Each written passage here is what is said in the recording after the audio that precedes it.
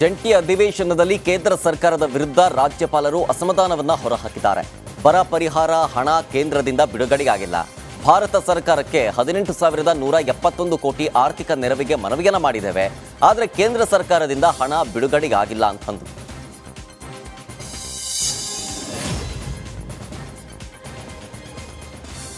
ರಾಜ್ಯದಲ್ಲಿ ಸರ್ಕಾರದ ಪಂಚ ಗ್ಯಾರಂಟಿಗಳ ಬಗ್ಗೆ ಕಾಂಗ್ರೆಸ್ ಸಿದ್ಧಪಡಿಸಿರುವಂತಹ ಪ್ರತಿಯನ್ನ ರಾಜ್ಯಪಾಲರು ಓದಿದ್ದಾರೆ ಅಂತ ಕೇಂದ್ರ ಸಚಿವ ಪ್ರಹ್ಲಾದ್ ಜೋಶಿ ದೂಷಿಸಿದ್ದಾರೆ. ಕೋಲಾರದ ಕುರುಡುಮಲೆ ಗಣೇಶ ದೇಗುಲಕ್ಕೆ ಭೇಟಿ ನೀಡಿದ ಪೂಜೆ ಸಲ್ಲಿಸಿದ ನಂತರ ಅವರು ಈ ರೀತಿಯಾಗಿ ಮಾತನಾಡಿದರು. ರಾಜ್ಯಪಾಲರ ಮಾತಿನ ಅರ್ಥ ಗೊತ್ತಿಲ್ಲ, ಕೇಂದ್ರ ಸರ್ಕಾರದ ವಿರುದ್ಧ ಟೀಕೆ ಮಾಡೋದಕ್ಕೆ ನಿರಾಕರಿಸಬಹುದು. ಗ್ಯಾರಂಟಿ ಕುರಿತು ಕರ್ನಾಟಕ ರಾಜ್ಯಪಾಲ ಮೆಚ್ಚುಗೆಯನ್ನ ವಿಚಾರ, ಗ್ಯಾರಂಟಿ ಚೆನ್ನಾಗಿದೆ ಅಂತ ರಾಜ್ಯಪಾಲರು ಹೇಳಿರೋದು ಎಲ್ಲವೂ ಕೂಡ ಗೊತ್ತಿಲ್ಲ. ರಾಜ್ಯ ಸರ್ಕಾರ ಸಿದ್ಧತೆ ಮಾಡಿರುವ ಪ್ರತಿಯನ್ನ ಅವರು ಹೇಳಿದ್ದಾರೆ. ರಾಜ್ಯದಲ್ಲಿ ಎಲ್ಲಿಯೂ ಅಭಿವೃದ್ಧಿ ಕೆಲಸ ಆಗ್ತಾ ಇಲ್ಲ, ಕಾಂಗ್ರೆಸ್ ಶಾಸಕರೇ ಇದರ ವಿರುದ್ಧ ತಕರಾರು ಮಾಡಿದ್ದಾರೆ ಅಂತ ಹೇಳಿದರು. ಮತ್ತು ಕೆಲವು ಸರ್ತೆ ಕೇಂದ್ರ ಸರ್ಕಾರದ ವಿರುದ್ಧ ಟೀಕೆ ಮಾಡುವಂಥ ಕೆಲವು ಇದ್ದಾಗ ಅವರು ನಿರಾಕರಿಸಿರ್ಬೋದು. ನನಗೇನಿದೆ ಅಂತ ನನಗೆ ಗೊತ್ತಿಲ್ಲ. ನಮ್ಮ ರಾಜ್ಯಪಾಲರು ಸಂವಿಧಾನದ ಪ್ರಕಾರವಾಗಿ ಎಲ್ಲವೂ ಸರಿ ಇದೆ, ಓದಿದ್ದಾರೆ. ಅದಕ್ಕಿಂತ ಜಾಸ್ತಿ ನನಗೆ ಸದ್ಯಕ್ಕೇನು ಮಾಹಿತಿ ಇಲ್ಲ. ಓದಿದ್ದಾರೆ ಅಂತ ನಾನು ಭಾವಿಸ್ತೇನೆ. ಅಂದರೆ ಸಂವಿಧಾನಿಕವಾಗಿ ಅವ್ರು ಹೇಳಿದಂಥ ಸ್ಕೀಮ್ಗಳು ಇತ್ಯಾದಿಗಳು ಏನಿರ್ತದೆ, ಎಲ್ಲ ಗ್ಯಾರಂಟಿಗಳು ಚೆನ್ನಾಗಿದ್ದಾವೆ ಅಂತ ರಾಜ್ಯಪಾಲರು ಹೇಳೋದಂದರೆ ರಾಜ್ಯಪಾಲರ ಭಾಷಣ ಏನಿರ್ತದೆ ಅದು ರಾಜ್ಯ ಸರ್ಕಾರವೇ ಸಿದ್ಧಪಡಿಸ್ತದೆ. ಹಾಗಾಗಿ ನಮ್ಮ ರಾಜ್ಯಪಾಲರು ಓದಿದ ಭಾಷಣ ಅದು ಸರ್ಕಾರದ ಭಾಷಣ. ಅದರಲ್ಲಿ ಈ ಗ್ಯಾರಂಟಿಗಳಂತೂ ಇದರಿಂದ ಏನೇನಾಗಿದೆ ಅಂತ ಅನ್ನೋದು ಎಲ್ಲರೂ ನೋಡ್ತಾ ಇದ್ದಾರೆ. ಗ್ಯಾರಂಟಿಯಿಂದ ರಾಜ್ಯದಲ್ಲಿ ಎಲ್ಲಿಯೂ ಕೂಡ ಅಭಿವೃದ್ಧಿ ಕೆಲಸಗಳು ನಡೀತಾ ಇಲ್ಲ. ಆಸ್ಪತ್ರೆಯಿಂದ ಹಿಡ್ಕೊಂಡು ಔಷಧಿಯವರೆಗೆ, ರಸ್ತೆ ಹಿಡ್ಕೊಂಡು ನೀರಾವರಿಯವರೆಗೆ ಎಲ್ಲ ಕೆಲಸಗಳು ಇವತ್ತು ಬಂದಾಗಿದ್ದಾವೆ. ಅನೇಕ ಸರ್ತಿ ಕಾಂಗ್ರೆಸ್ಸಿನ MLAಗಳು ಅದರ ಬಗ್ಗೆ ಒಂದು ರೀತಿಯಲ್ಲಿ ತಕರಾರು ಎತ್ತುವಂಥ ಕೆಲಸವನ್ನು ಮಾಡಿದ್ದಾರೆ, ಕಂಪ್ಲೇಂಟ್. ಹಾಗಾಗಿ ರಾಜ್ಯದ ಸ್ಥಿತಿ ಚೆನ್ನಾಗಿಲ್ಲ ಅನ್ನೋದು ಎಲ್ಲರಿಗೂ ಗೊತ್ತಿದೆ. ಮತ್ತು ಕೆಲವು ಸರ್ತೆ ಕೇಂದ್ರ ಸರ್ಕಾರದ ವಿರುದ್ಧ ಟೀಕೆ ಮಾಡುವಂಥ ಕೆಲವು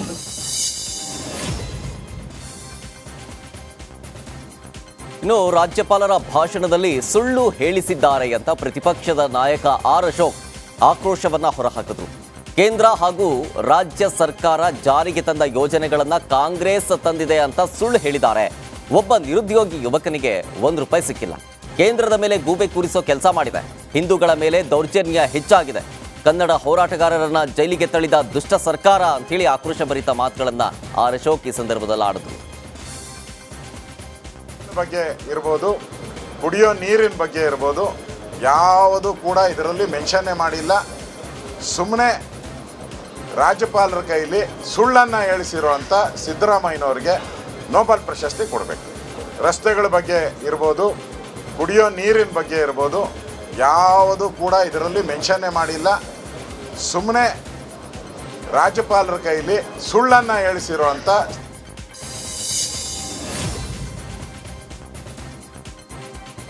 ವಿಧಾನಮಂಡಲ ಅಧಿವೇಶನದಲ್ಲಿ ರಾಜ್ಯಪಾಲರು ಕಾಂಗ್ರೆಸ್ ಸರ್ಕಾರ ಬರೆದುಕೊಟ್ಟಂತಹ ಭಾಷಣವನ್ನ ಓದಿದ್ದಾರೆ ಅಂತ ಮಾಜಿ ಸಚಿವ ಆರಗ ಜ್ಞಾನೇಂದ್ರ ಆರೋಪವನ್ನ ಮಾಡಿದ್ರು. ಬೆಂಗಳೂರಿನಲ್ಲಿ ಮಾತನಾಡಿದ ಅವರು, ರಾಜ್ಯಪಾಲ ಭಾಷಣದಲ್ಲಿ ಉಪ್ಪು ಹುಳಿ ಖಾರ ಏನೂ ಇಲ್ಲ, 8 ತಿಂಗಳಾಗಿದೆ, 8 ಪೈಸೆ ಕೂಡ ಅನುದಾನ ಕೊಟ್ಟಿಲ್ಲ ಅಂತ ವಾಗ್ದಾಳಿ ನಡೆಸಿದರು.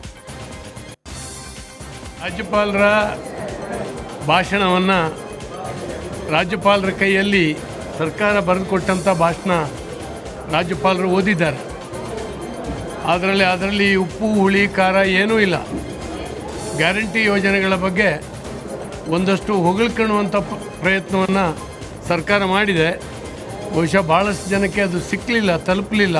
ಆ ಗ್ಯಾರಂಟಿ ಯೋಜನೆಗಳು ಅದನ್ನು ತಲುಪಿಸುವಂಥ ಕಾಳಜಿಯೂ ಕೂಡ ಇಲ್ಲ. ಅದು ಇನ್ಯಾವಾಗ ಪೂರ್ಣ ಜನಕ್ಕೆ ಅದು ಸಿಗುತ್ತೆ ಅನ್ನುವಂಥದ್ದಿಲ್ಲ. ಮತ್ತು ಗ್ಯಾರಂಟಿಗಳ ಯೋಜನೆಯಿಂದ ಅವರು ಅಧಿಕಾರಕ್ಕೆ ಬಂದಿದ್ದಾರೆ, ಆದರೆ ಜನರ ಪ್ರಗತಿಯನ್ನು ಬಲಿ ಕೊಡುವಂಥ ಕೆಲಸ ನಡೆದಿದೆ. 8 ತಿಂಗಳಾಗಿದೆ, 8 ಪೈಸೆಯನ್ನು ಕೂಡ ಕ್ಷೇತ್ರದ ಅಭಿವೃದ್ಧಿಗಳಿಗೆ, ಸೇತುವೆ ಇರ್ಬೋದು, ರಸ್ತೆ ಇರ್ಬೋದು, ಇದುವರೆಗೂ ಕೊಡಲಿಲ್ಲ. ಇಂಥ ಒಂದು ನೈಜತೆಯನ್ನು ಅವರು ಹೇಳಬೇಕಾಗಿತ್ತು. ನಾವು ಅಸಮರ್ಥರಾಗಿದ್ದೇವೆ, 8 ತಿಂಗಳಲ್ಲಿ ರಾಜ್ಯದ ಪ್ರಗತಿಗೆ ಹಣ ಕೊಡಲಿಕ್ಕೆ ಸಾಧ್ಯ ಇಲ್ಲ ಅಂತೇಳಿ ಹೇಳಿ 34,000 ಕೋಟಿ SC STಗೆ ಕೊಟ್ಟಿದ್ದೀವಿ, ಅವರ ಕಲ್ಯಾಣವನ್ನು ಮಾಡಿದ್ದೀವಿ ಅಂತ ಹೇಳಿ ಸುಳ್ಳು ಭಾಷಣವನ್ನು ಬರೆದು ಕೊಟ್ಟಿದ್ದಾರೆ. 11,000 ಕೋಟಿಯನ್ನು ಗ್ಯಾರಂಟಿ ಯೋಜನೆಗಳಿಗೆ ಡೈವರ್ಟ್ ಮಾಡಿದ್ದಾರೆ. ಇವತ್ತು ವೃದ್ಧಾಪ್ಯ ವೇತನ ಇರ್ಬೋದು, ವಿಧವಾ ವೇತನ ಇರ್ಬೋದು, ಇಂಥ ಒಂದು ಯಾವ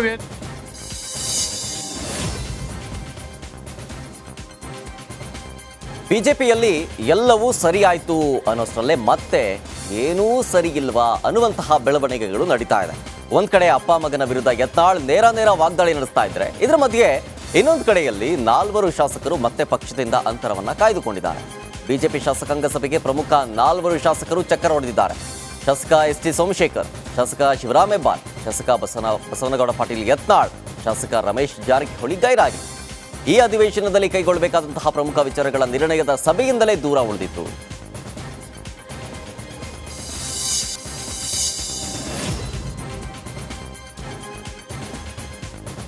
ಬೆಳಗಾವಿ ಲೋಕಸಭಾ ಚುನಾವಣೆಯಲ್ಲಿ ಕಾಂಗ್ರೆಸ್ ಟಿಕೆಟ್ಗೆ ಪೈಪೋಟಿ ಜೋರಾಗಿದೆ. ಈ ನಡುವೆ ತಮ್ಮ ಸ್ಪರ್ಧೆ ಬಗ್ಗೆ ಮೃಣಾಲ್ ಹೆಬ್ಬಾಳ್ಕರ್ ಇಂಗಿತವನ್ನು ವ್ಯಕ್ತಪಡಿಸಿದ್ದಾರೆ. ಬೆಳಗಾವಿಯಲ್ಲಿ ಮಾತನಾಡಿದ ಅವರು, ಕಾಂಗ್ರೆಸ್ ಅಭ್ಯರ್ಥಿಗಳ ಹೆಸರು ಹೈಕಮಾಂಡ್ಗೆ ರವಾನೆ ಮಾಡಲಾಗಿದೆ. ಹೈಕಮಾಂಡ್ ಟಿಕೆಟ್ ನೀಡಿದ್ರೆ ಸ್ಪರ್ಧೆಗೆ ಸಿದ್ಧ ಅಂತ ಹೇಳಿದ್ದಾರೆ. ಹೈಕಮಾಂಡ್ ನಿರ್ಧಾರ ಏನೇ ಇದ್ರೂ ನಾನು ಪಾಲಿಸ್ತೀನಿ ಅಂತಂದ್ರು. ಹೆಸರು ಬರ್ತಾ ಇದೆ ಅಂದಮೇಲೆ ಅದು ನನಗೊಂದು ಪ್ರೌಡ್ ಫೀಲ್ ಆಗುತ್ತೆ. ಆದರೆ ಒಬ್ಬ ಸಾಮಾನ್ಯ ಕಾರ್ಯಕರ್ತನಾಗಿ ಈಗ ನಮ್ಮ ಮನೆಯಲ್ಲಿ ನಮ್ಮ ತಾಯಿಯವರು ಒಂದು ಒಳ್ಳೆ ಕೆಲಸ ಮಾಡ್ತಾಯಿದ್ದಾರೆ. ರಾಜ್ಯದ ಜನಕ್ಕೆ ಒಂದು ಗೃಹಲಕ್ಷ್ಮಿ ಅನ್ನೋ ಯೋಜನೆಯಲ್ಲಿ ಎಲ್ರಿಗೂ ಒಂದು ಒಳ್ಳೆಯದಾಗಲಿ ಅಂತ ಒಂದು ಕೆಲಸ ಮಾಡ್ತಾಯಿದ್ದಾರೆ. ಹೆಚ್ಚಿನ ವಿಶ್ವಾಸ ನಮ್ಮ ಕ್ಷೇತ್ರ ಆದಂಥ ಬೆಳಗಾವಿ ಗ್ರಾಮೀಣದಲ್ಲಿ ಕೆಲಸ ಮಾಡಬೇಕನ್ನೋ ಒಂದು ಆಸೆ ನಂದಾಗಿದೆ. ಇನ್ನೂ ಕೂಡ ನಾನು ಯಾವುದೂ ಕೂಡ ಲೋಕಸಭೆದು ನಾನು ಯೋಚನೆ ಮಾಡಿಲ್ಲ.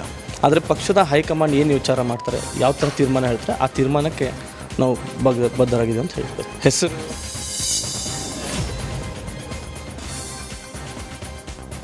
ದಕ್ಷಿಣ ಕನ್ನಡ ಜಿಲ್ಲೆಯಲ್ಲಿ ಹಿಂದೂ ಮುಖಂಡ ಸತ್ಯಜಿತ್ ಸುರತ್ಕಲ್ಗೆ ಟಿಕೆಟ್ ಅನ್ನು ಕೊಡುವಂತೆ ಅಭಿಮಾನಿಗಳು ಕಾರ್ಯಕರ್ತರು ಪಟ್ಟು ಹಿಡಿದಿದ್ದಾರೆ. ಈ ಸಂಬಂಧ ದಕ್ಷಿಣ ಕನ್ನಡ ಜಿಲ್ಲೆಯ ಹಲವು ಕಡೆಗಳಲ್ಲಿ ಅಭಿಮಾನಿಗಳು ಸಭೆಯನ್ನು ನಡೆಸಿದರು. ಸಭೆಯಲ್ಲಿ ಸತ್ಯಜಿತ್ ಸುರತ್ಕಲ್ಗೆ ಕೂಡ ಭಾಗಿಯಾಗಿದ್ರು. 37 ವರ್ಷ ಸಂಘ ಸಂಘಟನೆ ಪಕ್ಷ ಅಂತೇಳಿ ಜೀವನ ಮುಡಿಪಾಗಿಟ್ಟಿದ್ದೇನೆ, ಹೀಗಾಗಿ ಈ ಬಾರಿ ಅವಕಾಶ ಕೊಡಿ ಅಂತೇಳಿ ಮನವಿಯನ್ನ ಮಾಡಿಕೊಂಡ್ರು.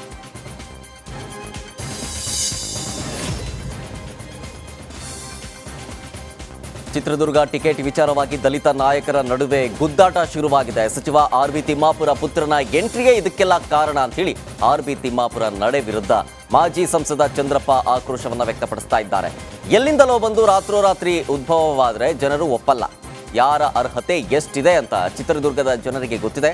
ಚಿತ್ರದುರ್ಗ ಟಿಕೆಟ್ ಯಾರಿಗೆ ಕೊಡಬೇಕು ಅಂತ ಹೈಕಮಾಂಡ್ ತೀರ್ಮಾನ ಮಾಡುತ್ತೆ ಅಂತ ಪರೋಕ್ಷವಾಗಿ ತಿಮ್ಮಾಪುರ ಪುತ್ರನ ವಿರುದ್ಧ ಆಕ್ರೋಶವನ್ನು ವ್ಯಕ್ತಪಡಿಸಿದರು.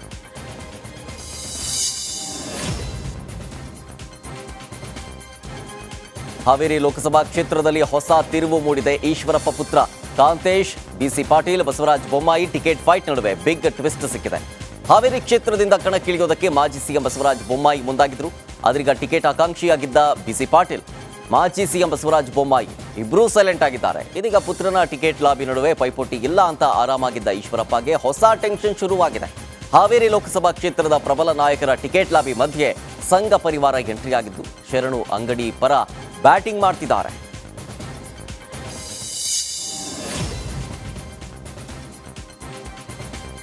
ರಾಜ್ಯಸಭಾ ಸ್ಥಾನ ಅವಕಾಶ ಕೈತಪ್ಪಿದ ಹಿನ್ನೆಲೆ ಪ್ರಬಲ ಆಕಾಂಕ್ಷಿ ಮಾಜಿ ಸಚಿವ ವಿ ಸೋಮಣ್ಣ ಅಸಮಾಧಾನವನ್ನು ವ್ಯಕ್ತಪಡಿಸ್ತಾ ಇದ್ದಾರೆ.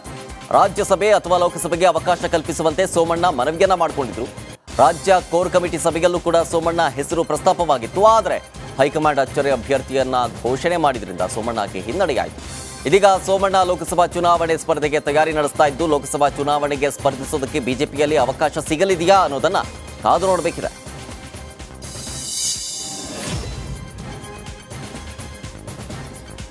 ಲೋಕಸಭಾ ಚುನಾವಣಾ ಸಮರದ ಬಳಿಕ ರಾಜ್ಯದಲ್ಲಿ ಮುಖ್ಯಮಂತ್ರಿ ಸಿದ್ದರಾಮಯ್ಯ ನೇತೃತ್ವದ ಕಾಂಗ್ರೆಸ್ ಸರ್ಕಾರ ಪತನವಾಗುತ್ತೆ ಅಂತ ಮಾಜಿ ಸಚಿವ ಈಶ್ವರಪ್ಪ ಭವಿಷ್ಯವನ್ನ ನುಡಿದಿದ್ದಾರೆ. ಮೈಸೂರಲ್ಲಿ ಮಾತನಾಡಿದ ಅವರು, ಮುಖ್ಯಮಂತ್ರಿ ಸಿದ್ದರಾಮಯ್ಯ ಸರ್ಕಾರವನ್ನ ಡಿಸಿಎಂ ಡಿಕೆ ಶಿವಕುಮಾರ್ ಅವರೇ ಕೆಡವಬಹುದು, ಮೂರನೇ ವ್ಯಕ್ತಿಯಿಂದ ಸರ್ಕಾರ ಪತನವಾಗಬಹುದು ಅಂತ ಹೇಳಿ ಈಶ್ವರಪ್ಪ ಹೇಳಿದರು.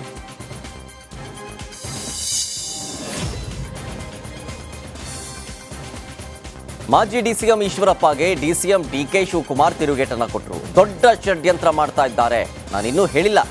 ಸಿಬಿಐ ಅವರ ಹತ್ತಿರ ಏನ್ ಮಾಡಿಸ್ತಾ ಇದ್ದಾರೆ, ಇನ್ನೊಬ್ಬರ ಹತ್ರ ಏನ್ ಮಾಡ್ತಾ ಇದ್ದಾರೆ ಎಲ್ಲ ಹೇಳ್ತೀನಿ, ಜೈಲಿಗೆ ಕಳಿಸ್ತೀನಿ ಅಂತ ಎಷ್ಟೋ ಜನ ಹೇಳಿದ್ದಾರೆ. ನಮ್ಮ ಜಿಲ್ಲೆಯವರು ಬೇರೆಯವರು ಹೇಳಿದ್ದಾರೆ, ಅದೆಲ್ಲದಕ್ಕೂ ನಾನು ರೆಡಿ ಇದ್ದೀನಿ, ಹೆದರೋದಿಲ್ಲ ಅಂತೇಳಿ ಡಿ ಕೆ ಶಿವಕುಮಾರ್ ತಿರುಗೇಟನ್ನು ಕೊಟ್ಟರು. ಜೈಲು ಕಳಿಸ್ತೀನಿ ಅಂತ ಎಷ್ಟೋ ಜನ ಹೇಳವ್ರೆ, ಅವರೊಬ್ಬರೇ ಅಲ್ಲ, ನಮ್ಮ ಜಿಲ್ಲೆಯವರು ಮಾತಾಡವ್ರೆ, ಬೇರೆಯವರು ಮಾತಾಡವ್ರೆ. ಇರಲಿ, ನಾನೆಲ್ಲದಕ್ಕೂ ರೆಡಿ ಇದ್ದೀನಿ, ನಾನೇನು ಅದಕ್ಕೇನು ಎದುರುಗಿದ್ದುಕೊಳ್ಳೋನಲ್ಲ. ದೊಡ್ಡ ಷಡ್ಯಂತ್ರ ಮಾಡ್ತಾವ್ರೆ, ನಾನು ಇನ್ನೂ ಹೇಳಿಲ್ಲ.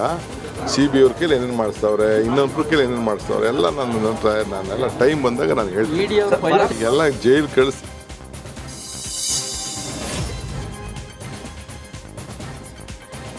ಉಪಮುಖ್ಯಮಂತ್ರಿ ಡಿ ಕೆ ಶಿವಕುಮಾರ್ ಮತ್ತೆ ಜೈಲಿಗೆ ಹೋಗ್ತಾರೆ ಎಂಬ ಮಾಜಿ ಸಚಿವ KS ಈಶ್ವರಪ್ಪ ಹೇಳಿಕೆಗೆ ಸಂಸದ DK ಸುರೇಶ್ ತಿರುಗೇಟನ್ನು ಕೊಟ್ಟರು.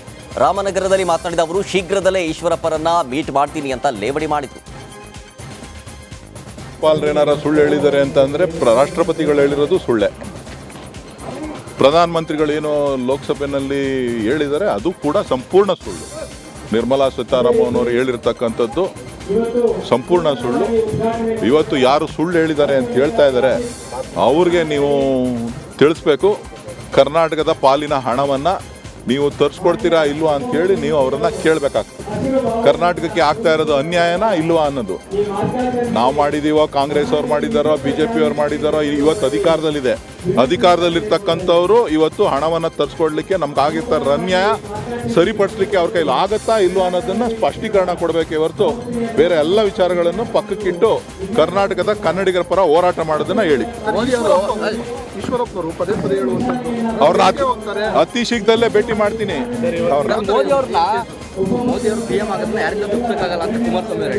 ನೋಡ್ರಿ, ಕುಮಾರಸ್ವಾಮಿ ಅವರು ದಿನ ಒಂದೊಂದು ಬಣ್ಣ ಹಾಕೋತಾ ಇರ್ತಾರೆ. ಅವರು ನಿರ್ಮಾಪಕರು.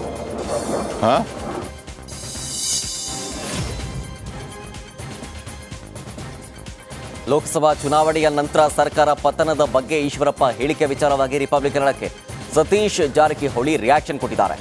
ಈಗ ಇರೋವರೆಗೂ ಇದೀವಲ್ಲ, ಪತನ ಆದ್ಮೇಲೆ ನೋಡೋಣ ಅಂತ ಹೇಳಿದ್ರು. ಕಾಂಗ್ರೆಸ್ ಸರ್ಕಾರ ಪತನ ಆಗಬೇಕಂದ್ರೆ ಎಲ್ಲಾ ಶಾಸಕರು ನಿರ್ಧಾರ ಮಾಡಬೇಕು, ಯಾರದ್ದೋ ಹೇಳಿಕೆಯಿಂದ ಆಗೋದಿಲ್ಲ, ಹೊರಗೂ ಒಳಗೂ ಎಲ್ಲ ಸರಿ ಇದೆ ಅಂತ ಸತೀಶ್ ಜಾರಕಿಹೊಳಿ ಹೇಳಿದ್ರು. ಕೊಡ್ತಾ ಇದ್ದಾರೆ ಪತನ ಆದಾಗ ನೋಡೋಣ. ಈಗ ಇದ್ದಿದ್ದಿಲ್ಲ, ಈಗ ಪತನ ಆದಾಗ ನೋಡೋಣ. ಈಗ ಇರೋವರೆಗೆ ಇದೀವಿ, ಆವಾಗ ನೋಡೋಣ. ಅದು ಈಗ ಕುಮಾರಸ್ವಾಮಿ ಆಯ್ತು, ಆರ್ ಅಶೋಕ್ ಆಯ್ತು, ಈಗ ಮತ್ತೆ ಈಶ್ವರಪ್ಪ ಅವರು ಕೂಡ ನೆನ್ನೆ ಒಂದು ಹೇಳಿಕೆಯನ್ನು ಕೊಟ್ಟಿರ್ತಾರೆ. ಪತನ ಆಗ್ಬೇಕಾದ್ರೆ ಹಂಗೆ ಎಲ್ಲರೂ ಶಾಸಕರು ಅದಕ್ಕೆ ನಿರ್ಧಾರ ಮಾಡಬೇಕು, ಯಾರ ಹೇಳಿಕೆಯಿಂದ ಆಗೋಲ್ಲ. ಅದು ಏನಾದರೂ ಸೈಲೆಂಟ್ ಆಪರೇಷನ್ ನಡೀತಾ ಇದೆ? ಏನಿಲ್ಲ, ಸೈಲೆಂಟ್ ಏನೂ ಇಲ್ಲ, ಹೊರಗೂ ಇಲ್ಲ ಒಳಗೂ ಇಲ್ಲ, ಎಲ್ಲ ಸರಿ ಇದೆ, ನೋಡೋಣ ಆವಾಗ. Thank you sir. ಕೇಳೋಣ ಕೊಡ್ತಾ ಇದ್ದಾರೆ.